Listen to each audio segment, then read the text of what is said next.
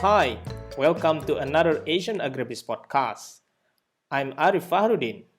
Today, my colleague Somhatay Mosika will talk to Professor Chaiyapoom Bunchasak, nutritionist at the Department of Animal Science at Kasetsart University in Thailand, about how to modify feed formulation to enhance meat quality. Hello, Dr. Chaiyapoom. Thank you for joining our podcast today. So today we will talk about how to improve the meat quality that is become increasingly important in the industry. So first of all, I would like to know the perceptions of producer, processor, retailer, horeca, and end consumer on meat quality are different. So could you give comment on this issue for Asian context? Okay, it depends on the tradition, on the food that they are eating. I think the different countries they have different cultures. Like for example, in Thailand, like a duck, for example, we love to have the big size of the duck because we eat the Beijing duck. Okay, the big size is the better quality in terms of Thai people. Okay, even in Singaporeans, but in terms of Indonesian, they love to have the smaller size of the duck. So the composition, the meat compositions, even the chemical compositions also different between the smaller and the bigger one. So I think that it depends on the way they are eating. Right. So the meat that you produce, it have to produce according to the way they are cooking. I think this is one. Okay. So how about the pork that many consumer in Asian consume pork? So do they have like the different preference for that? Okay, for the pork, I think that we, for example, in Thailand, okay, in the past, we prefer the lean pork. We do not want to have a higher fat deposition. Okay, but previously, because of the Japanese food coming to Thailand, we have shabu shabu, right? And we have kulobuta. Okay, the kulobuta is have the higher accumulations in the intramuscular fat accumulations. So from this kind of foods is come to Thailand, and now we gradually prefer the higher fat in the meat, but it should concern of the marine meat. Okay, the marine meat. I think that maybe 20 years ago, regarding to the pork, we did not talk about the marine. Okay, just very brief. The beef and cattle, we talk about the marine meat, but the pork not at all during that time. But nowadays we talk about the marine meat. We talk about the juicy. We talk about the tasty pork.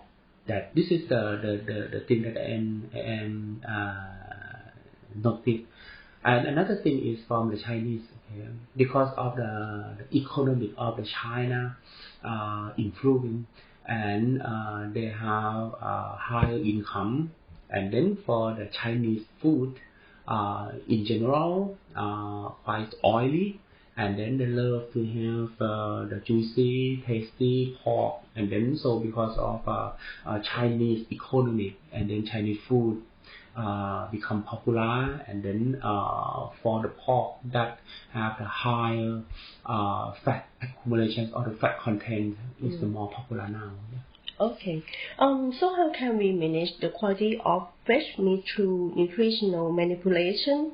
what consideration should farmer examine before modifying feed formulation? Okay, for the meat quality is according to the we can according to the nutrition. Okay, we have to divide it into two parts like macro nutrient and micronutrient. Okay, so the macronutrient is mean that the source or the ingredient for the support energies, protein or some mineral. Okay, this is we call macro. And micro is we call like a vitamin or the micro mineral. This is the micro mineral nutrients. In terms of macro, we can manipulate the meat quality like the ratio of protein per energy ratio in the diet. If we increase the protein level and increase the ratio of the protein per energy ratio, we will have the higher lean depositions. Okay, but when we reduce the ratios of protein and fat and energies, we will increase the fat depositions. Okay, so it depends on that what do you want. So we can manipulate by the changings of the ratio of the protein and energy. Okay, too high level of protein and energy is not so good, but it's too low is not so good. So it depends on the market that you want. Okay, that you want, and that is the purpose of you want to produce. Okay, this is the first thing that I can tell you. Another one is for the oxidations. Okay, the oxidation is lipid oxidation is very important because in terms of pork on the meat on all the body organ, we have the cell membrane. In the cell membrane, we have the lipid bilayer. So this is constitutes of the lipid and the phosphate. Okay. And then from this lipid, it can be oxidized by the oxygen. And then if they have a very high lipid oxidations, the lipid membrane of the cell will be damaged. Okay, and then the quality will be going down, like higher drip loss. The water content in the cell will be leaked, and then you will lose the water, and then even in the color, you can see the color is changed when they have the lipid oxidation. So you have to increase some antioxidant or antioxidant to the feed, and then they can maintain or they can prolong for the lipid oxidation. So this is the way that we can improve our pork quality. So how does the qualities of the ingredient affect the qualities of the meat? Yeah, that is a very important. For the quality of the meat, it depends on the market again. For example, some market they love to have the yellow color, so you need to use some corn into the feed formulation. Okay, but if you don't mind, you can use broken rice or the cassava. The color of the fat will become whiter. Okay, so it depends on the market again. So for example, in the egg yolk. Okay, if you go to Europe, they don't mind about the color of the yolk of the egg, but in Thailand or in China, we are very concerned about the yolk color. Okay, so this is it depends. Firstly, it depends on the consumer what the color they prefer. Another one is that I think that we have to concern deeply concerning about the ingredient quality is the fat. the fat have easily to have the, like I mentioned before, they have the oxidation, lipid per oxidation. So the quality of the fat is very important. If you use the old one or the used fat that had to be that used to be used, for example, from the fried chicken, okay, because the fat was to be heated, and then they will have very high oxidation, so it is not good for the meat quality. So the thing that I can suggest is the fat in the diet have to be confirmed, not only provide the energy to the animal, but different type of fat, okay, will impact to the quality of the meat, particularly the fat accumulation in the meat. So could you give the example of the fat that affect the qualities of the meat? Okay. For example, if you use the saturated fatty acid, like the saturated fatty acid into the diet, you will have we can say that in pork or fat of the pork will have the texture harder. We say that because of the accumulations of the saturated fatty acid. But if you increase the level of the unsaturated fatty acid in the diet, you will have the fat of the pork will be oily, okay, and then because they have a lower melting point, so the melting point of the fat will be different if you use a difference of the fat. This is for example, yeah. Okay. So when you talk about the pork, it seems like the for pork qualities, sometimes the bottom is an issue. Yeah. So is there any nutritional strategy that can be taken to address this problem? Yeah. Normally this bad smell is come from the action of the microorganism, yeah, particularly from the undigested protein or some amino acids, particularly tryptophan or tyrosine, for example. And the way that we can do is we have to formulate the feed or amino acid according to the digestibility of the amino acid, make the undigested protein or amino acid less possible. So from this type of view, you can reduce the bad smell. And another one is the management. Okay, if you use from the floor pen, and then if you let not so clean, okay, a little bit dirty, for example, it means that you will let the microorganism more have a higher time or more time to have their fermentations, and they will change the undigested protein or the protein in the feces to be another derivative that make bad smell. So from this point of view, I can suggest you that make the lower protein diet to keep the lower protein diet concerning with the digestibility of the amino acid, particularly with the tryptophan. Okay, for the tryptophan, they will change to be a scato, and then that scato will be absorbed to the blood vessel, and then they have some reaction with the sex hormone of boar, and then they will change. They get the best smell. Yeah. Okay.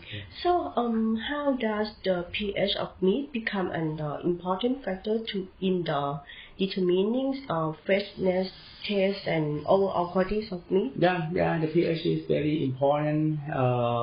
In general, when the animal die, and then the cell in the tissue will be have respiratory but without oxygen, and then from this point the glycogen will be degraded, and then the change to be the lactic acid. The lactic acid will be bring down the pH or become acidity. Because of the acidity, the pH is going down, and then they will damage cell membrane again. So when the cell membrane have been damaged, and then the water will be leaked from the cell, like I mentioned before again. So the pH have to be concerning. Too high pH or too low pH is not good for the cell.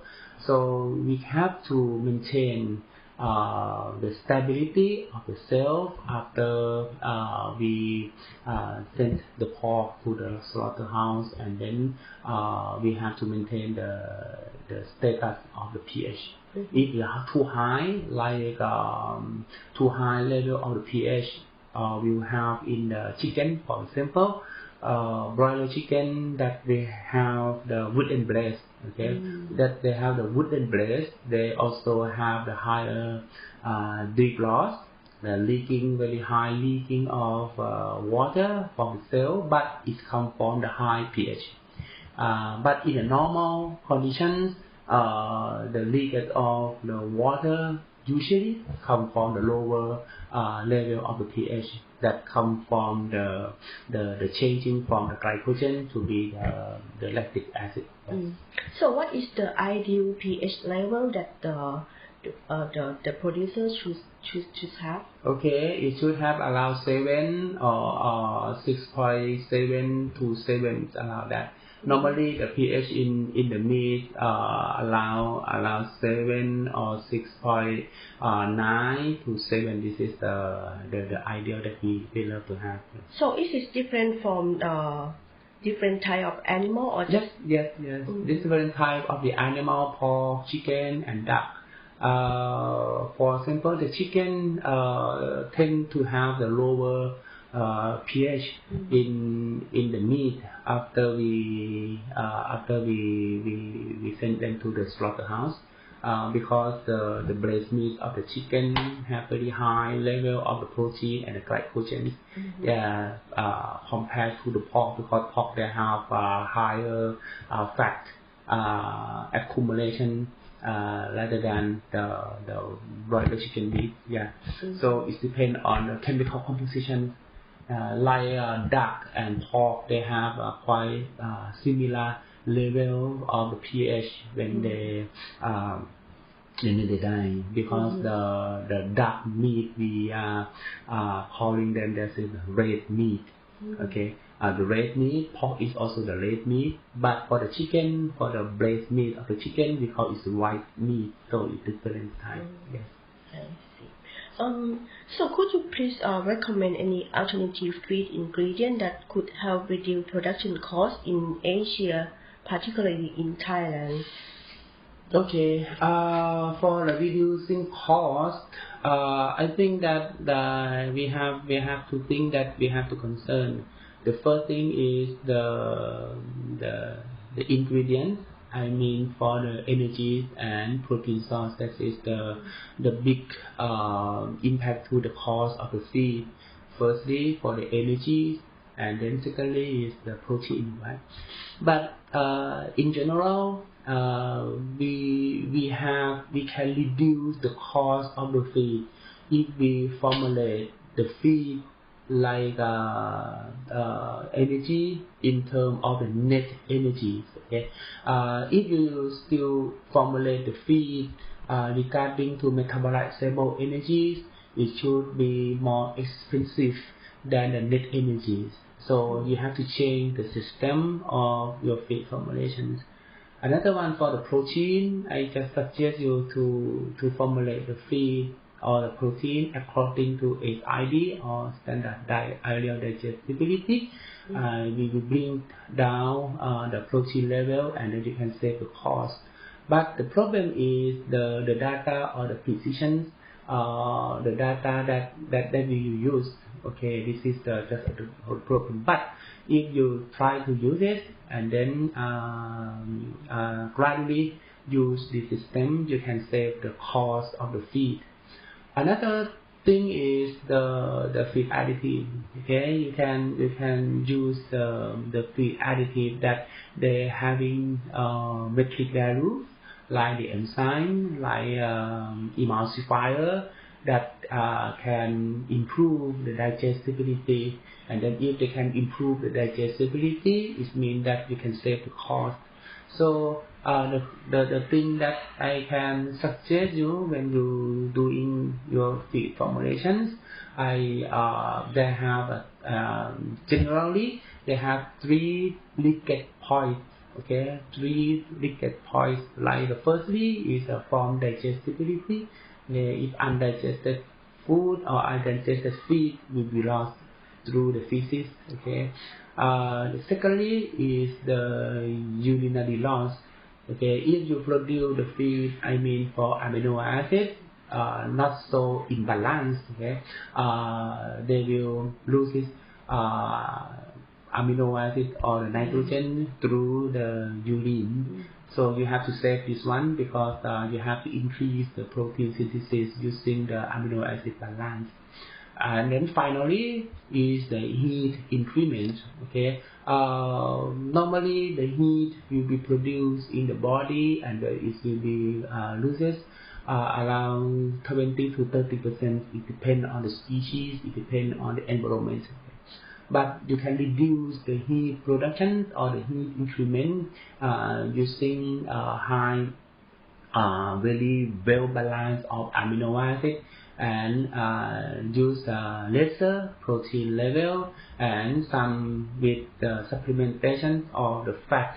And but anyway, you have to concern about the type of the fat again to produce the lower heat production. So from this you have to reduce the feces loss, urinary loss, and heat loss. If you can reduce these leakage losses, you can improve your productivity and then save the cost of the feed.